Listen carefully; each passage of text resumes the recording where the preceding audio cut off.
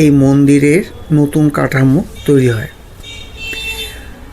রাজা বিক্রমাদিত্য প্রতি 12 বছর অন্তর এখানে দেবীকে তুষ্ট করতে নিজের মস্তক উৎসর্গ করতেন, কিন্তু দেবীর কৃপায় প্রতিবারই তিনি পুনর্জীবিত হতেন। তিনি 11 বার নিজের মাথা উৎসর্গ করেছেন বলে জানা যায়। মন্দিরের সামনে দুটি বিশাল লোহার স্তম্ভ রয়েছে, যা প্রায় 15 ফুট উঁচু। এতে প্রায় 1100টি প্রদীপ জ্বালানো হয়। মনে করা হয় সন্ধ্যাবেলায় হরসিদ্ধি মাতা এখানে এসে উপস্থিত হন এই প্রদীপ জ্বালানোর সময়। এই মাতার ভিতরে ছবি তোলা নিষেধ। এখানে মূল পুজো হয় অন্নপূর্ণা, তার নিচে রয়েছে হরসিদ্ধি মাতার ছবি এই মূর্তি, তার উপরে রয়েছে সরস্বতী দেবীর মূর্তি।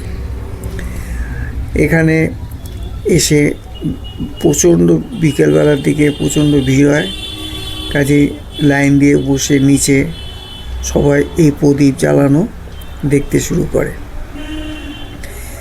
আপনারাও দেখতে পাচ্ছেন যে প্রদীপ জ্বালানো হচ্ছে এবং এই সময় মাতা অবস্থান করে বলে সকলে ধারণা করা হয়।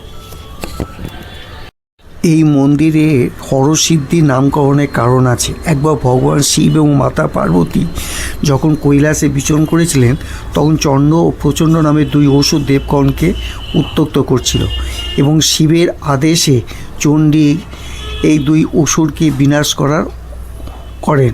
দেবী অত্যন্ত সহজ এবং দ্রুততার সঙ্গে সেই 2 অসুরকে বধ করায় শিব সাফল্যে খুশি হয়ে তাকে হরসিদ্ধি উপাধি দেন, অর্থাৎ যিনি হর বা শিবের কাজে সিদ্ধি বা সফলতা প্রদান করেছেন। সেই জন্য এই মন্দিরের নাম হরসিদ্ধি মন্দির।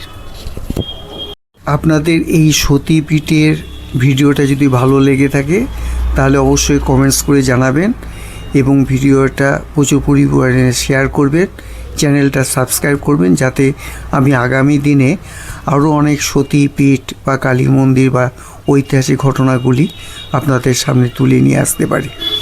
আজকে এই পর্যন্ত। ভালো থাকবেন, সুস্থ থাকবেন। Tata, bye bye.